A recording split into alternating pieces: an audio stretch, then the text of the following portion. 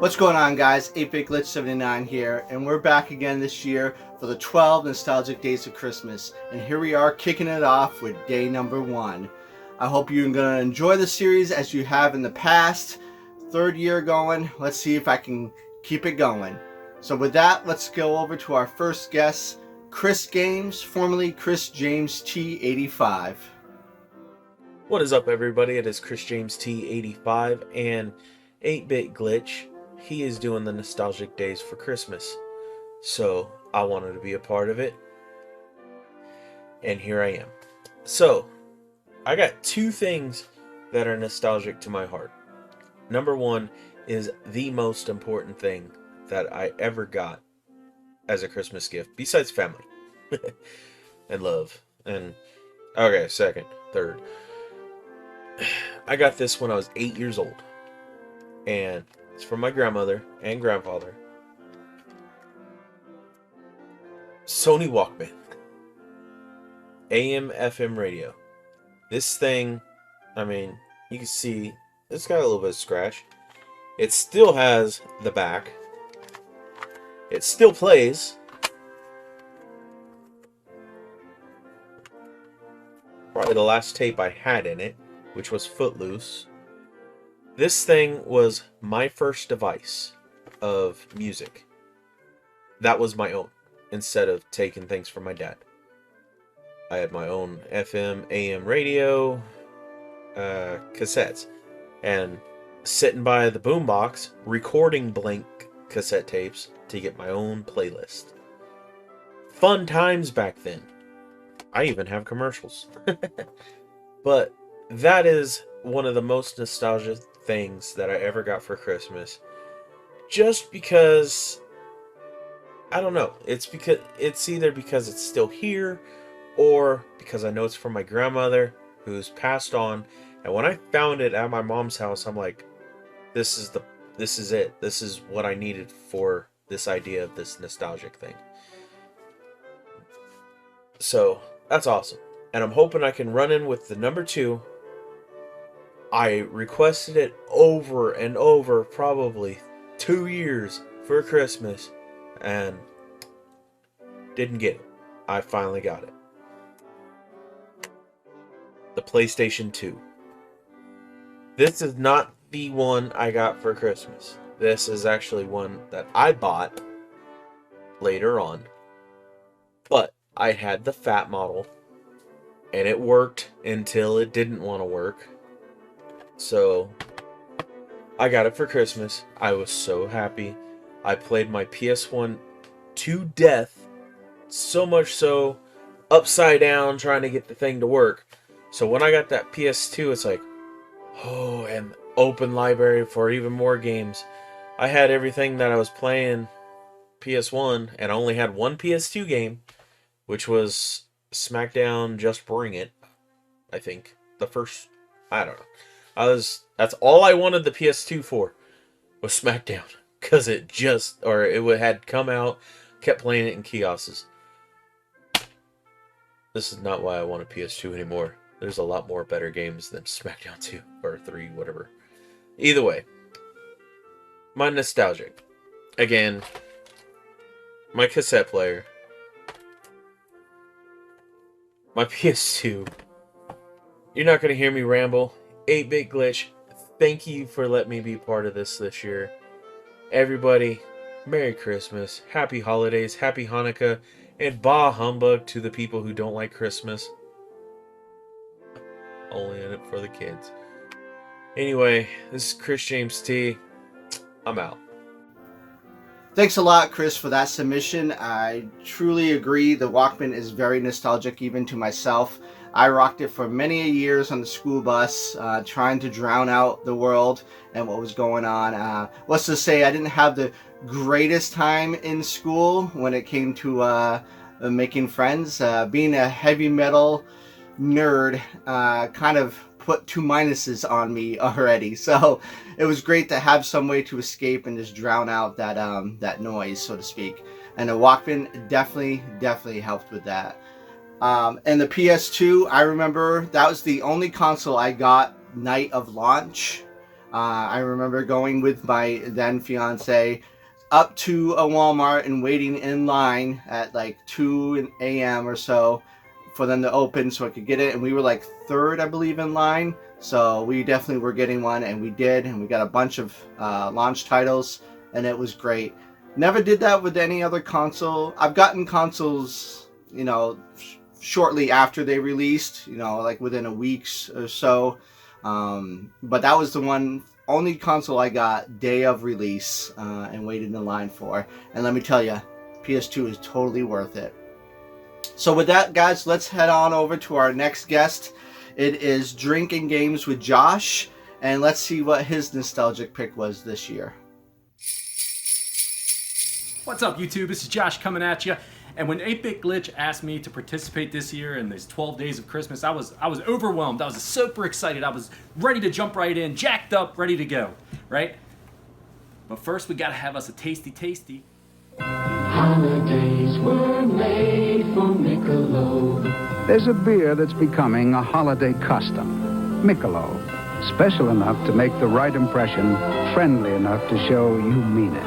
And now with special holiday packaging to go with your best wishes and with all your holiday plans. Holidays were made for Michelob. Holidays were made for Michelob. So I was saving back this tasty brew right here for a special holiday video. And what can be more special than the 12 nostalgic days of Christmas? This right here is the Rogue Santa's Private Reserve, the Kringle Crusher. This was pretty tasty. I have partaken in it before. After all, I bought a 4-pack, so you knew I was going to have to sample it before I put it on the video. Look at that. Beautiful, beautiful color. So, we got our tasty brew, we got our beautiful Santa hat on, and our flashy jacket that barely fits me.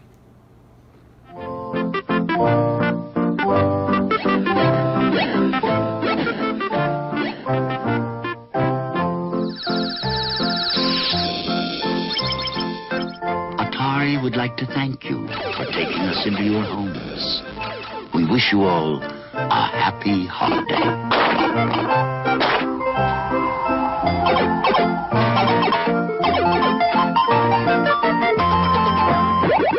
So when Sean asked me to participate in this year's 12 Nostalgic Days of Christmas, I was pretty excited about it. Like I said, I won't get as animated right now as I did in the intro, but I really was excited about it because last year when I watched it, I couldn't wait every day to watch the episode when they would drop, to see what everybody's stories was, to listen to everyone's nostalgic memories of their childhood, of Christmases past. When I was thinking about what I wanted to talk about with my little snippet here for the series, the only thing that I could keep coming back to, and I had some good Christmases. As a kid, I was a massive G.I. Joe fan. I mean, I had some really good Christmases where the parents really took care of me with adding to that G.I. Joe collection. God, I wish I still had that all these years later. But I digress. One of the biggest Christmas memories that I had growing up that was probably the best Christmas I could even think of growing up was Christmas, I believe it was 1987. So I had an Atari 2600 for a few years, played it off and on, just like you would with your, as a kid, your short attention spans, you play it, you do other things, but it never really grabbed me the way that the Nintendo Entertainment System did. When the first time I ever saw the Nintendo Entertainment System, you gotta remember, I was used to, other than arcades, I'm used to just looking at Frogger and Pong and Kangaroo and those kind of games, and they're great, but when you first would see Super Mario Brothers, mind-blowing. You know what I'm saying? It just revolutionary. I mean, you couldn't believe the details of the graphics. Now we look at what we have now, they're almost photorealistic. But back in those days, it was just something special about that system when it launched. I didn't have a lot of money growing up. My parents didn't have a lot of money growing up. They were hard-working people. They worked hard to provide for my sister and I and our family. And they did very well with that. But we didn't always get to have everything that we wanted. Christmases and birthdays were really special. They were special occasions because we would get these special items that we would never in a million years be able to afford.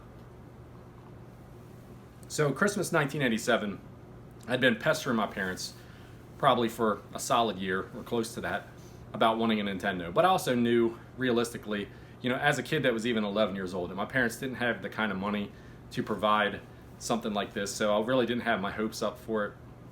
I'd always go down to my buddy's house and play his Nintendo. That was how I'd get my fix with the Nintendo back in the old days. But you can imagine my surprise when that Christmas morning we go down to the tree and we pull out our presents and stuff like that, and we start unwrapping them, and this bad boy was there.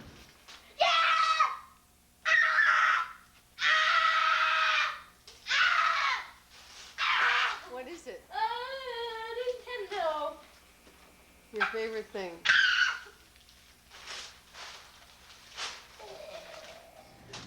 The action set, Nintendo Entertainment System.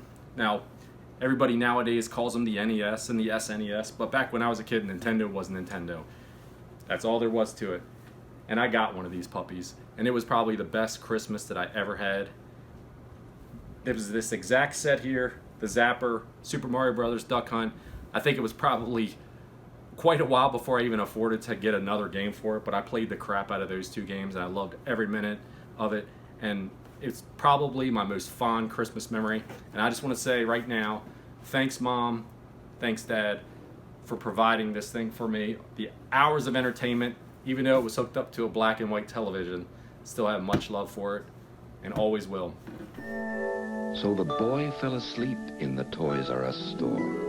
And he woke up with toys from the ceiling to the floor. We've got Kenner's Silverhawks from the ceiling to the floor at Toys R Us. Heroes and villains, only $5.99 each. Super Attack Bird Tallyhawk, only $18.99. Silverhawks Mirage, $24.99 at Toys R Us. Love growing up with my Toys R Us kid. Toys R Us. You'll never... Thanks 8-Bit Glitch 79. Thanks Sean. Appreciate you letting me be a part of this. I hope everybody enjoys this entire set of videos that you do, because I know I enjoy them every year, and I really appreciate being a part of it. Cheers.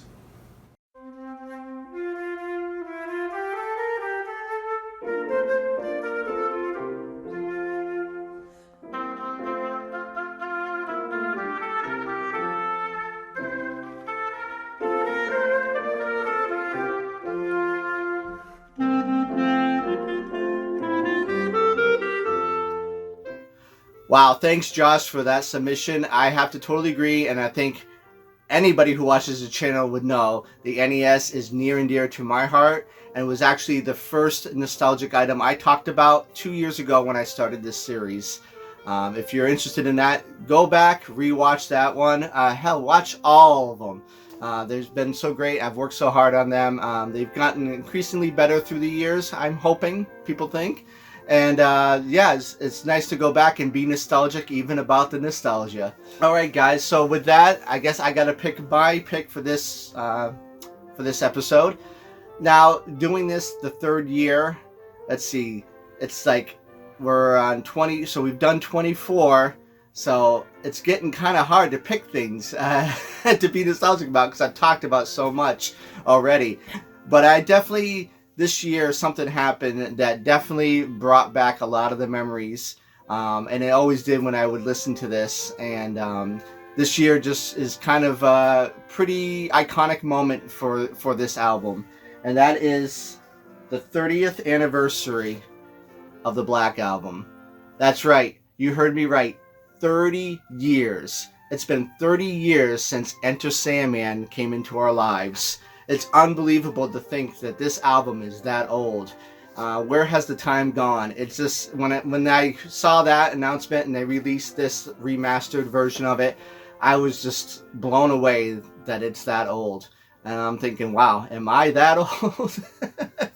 But this album came out in 1991, and a lot of people give it some flack. Some of the really die-hard Metallica fans, which I feel I am one, been listening to them since I was a little kid, say this is where they really started to really sell out. And like Jason Newsted said, they sure did. Every freaking seat in every arena across the entire freaking planet they sold out. They went on tour for this thing for like 2 years, and had one mega tour during that time with another big band, Guns N' Roses, was kind of an infamous tour, given the history with Guns N' Roses. It was also the tour that James got burnt for the second time during a pyrotechnics display.